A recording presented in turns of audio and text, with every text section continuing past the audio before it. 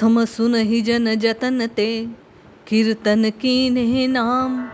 सिद्ध भये संसार में, गए परमेश्वर धाम। सबे पदारथ देत, राम नाम कीर्तन किए। जो कानन सुन लेत, पाप नाश कर देत। केवल एक बार हरि के नाम का उच्चारण या श्रवण कैसे जीव का उद्धार कर देता है।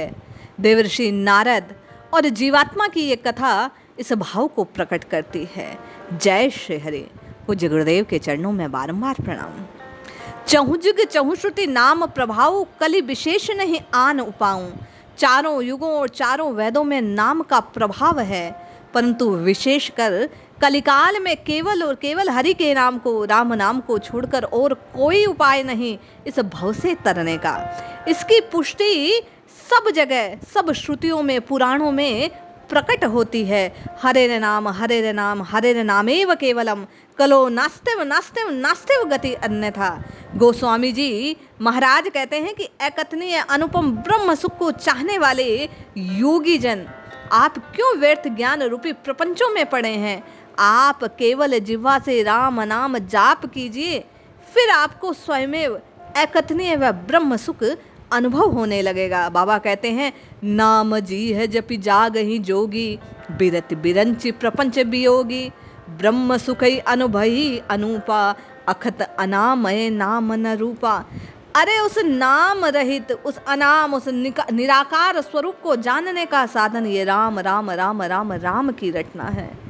जो कोई गूढ़ तत्व जानने का इच्छुक हो, जो परम तत्व को जानना चाहता हो, जो स्वस्वरूप में स्थित होना चाहता हो, बाबा कहते हैं एक उपाय, जिह्वा से राम राम राम कहा जाए। अरे भाई, आठों सिद्धियां अन्य किसी साधन से नहीं, इस कलिकाल में केवल और केवल राम नाम से मिल सकती है। साधक नाम जप ही ले जाए, हो ये सिद्ध अनमादिक पाए। आप कैसे भी तकलीफ में हो, कैसा भी संकट हो, ये नाम जप ही नाम जन आरत भाई, मिट ही कुसंकट हो ये सुखाई। किंतु आपकी और मेरी बारंबार तर्कपूर्ण जिज्ञासा रहती है कि कैसे माने कि ये राम नाम, ये हरि नाम, ये परमात्मा का नाम आपको और मुझको सब कुछ प्रदान करने वाला है। एक सत्य कथा जिसमें देवर्षि नारद, यमराज जी और एक जीवात्मा का संवाद है।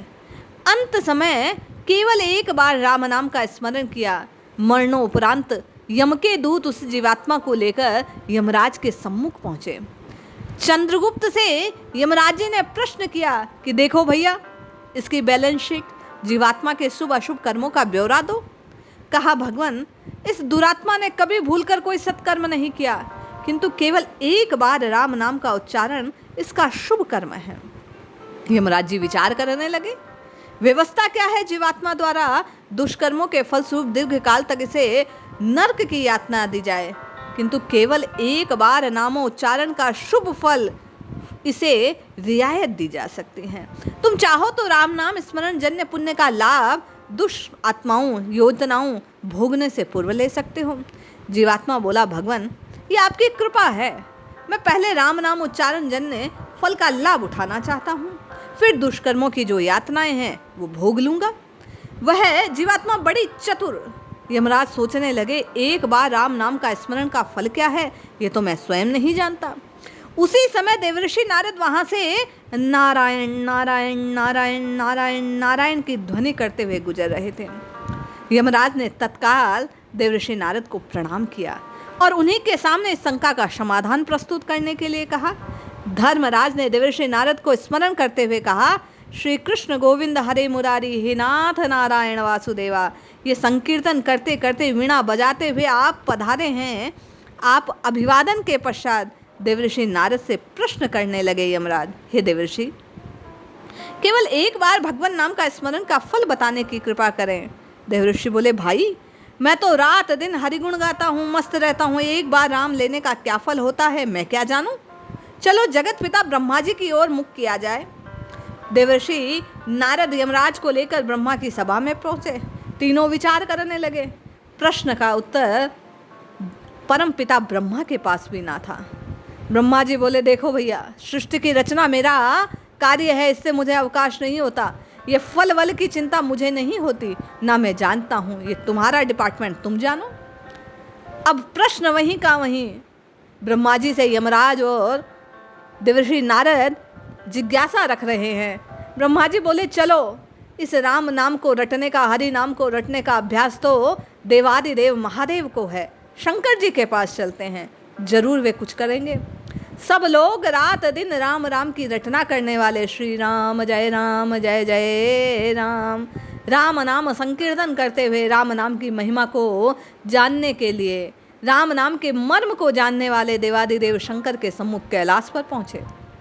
प्रार्थना की, प्रभु एक बार राम नाम लिया है, भगवान नाम फल का पहले प्राप्ति करना चाहता है वह जीवात्मा, पर क्या करूं, जानता नहीं कौन सा फल देना है।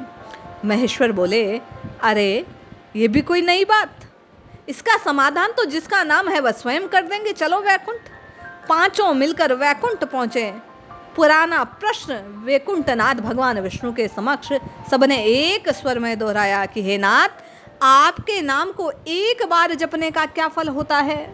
भगवान गंभीर मुद्रा में मुस्कुराते हुए अमृत वाणी में बोले कि अरे भोले भक्तों, जिस पुण्य के फल इस जीवात्मा ने देवर्षि नारद, जगत पिता ब्रह्मा, भगवान शंकर के दर्शन किए, अबाध गति से दिव्य लोक वैकुंठ तक चला आया, उस एक राम नाम के उच्चारण का पुण्य फल जानना चाहते हो। सभी जिज्ञासा दिव्य सुधामयी वाणी को सुनकर शांत हो गई। सो पाठकों, एक बार राम नाम लेने का इतना फल है कि प्रेम पूर्वक अहिर्निश हरि संकीर्तन करने का फल नहीं होगा। आप अनुमान कीजिए, सब मिलकर प्रातः स्मरणीय श्री हरिराम बाबा से इस गंगा आस्वाहन का, असंख्य जीवों के उद्धार का, कराए गए बांध का, धाम के अखंड संकीर्तन का, उस महामंत्र के स्मरण का यही फल है कि आप जिह्वा से, इस स्वर से इस राम नाम को नित्य प्रति सुनते हैं। आप निश्चय ही इस बात के भागी हैं कि एक दिन आप स्वस्वरूप में स्थित हो जाएंगे। इस नाम को सुनने के प्रताप से आप नामी तक पहुंच जाएंगे। और यदि श्रद्धा से, विश्वास से, प्रीति से बारंबार जिह्वा से राम राम राम राम राम उच्चारित करने का प्रयास करते रहे तो इस आवागमन के चक्र से छूटकर नित्य निरंतर अपने अविनाशी स्वरूप में स्थित हो जाएंगे। इसलिए जपते रहिए, रटते रहिए, क्योंकि जन्म जन्म मुनि जतन कराई, अंत राम कही आवत नाही। यदि आज प्रयास नहीं किया तो अंत में राम कहना आसान नहीं होगा। उस अंत में एक बार नाम लेने के लिए आप और मैं जीवन पर्यंत प्रयास करें तो निश्चय जानिए प्रभु की कृपा होगी। वो दास के मन के भाव को समझेंगे और अंत समय आप और मैं राम नाम को ले अपने जीवन से मुक्त हो अविनाशी तत्व के भीतर प्रवेश कर पाएंगे। इसलिए जपते रहिए, रटते रहिए, स्वभाव में इस राम नाम को सम्मिलित कीजिए और अंत में गति को सुधारने के लिए इस ब्रह्मास्त्र का प्रयोग कर अपने जीवन को सार्थक कीजिए। जय श्री हरि।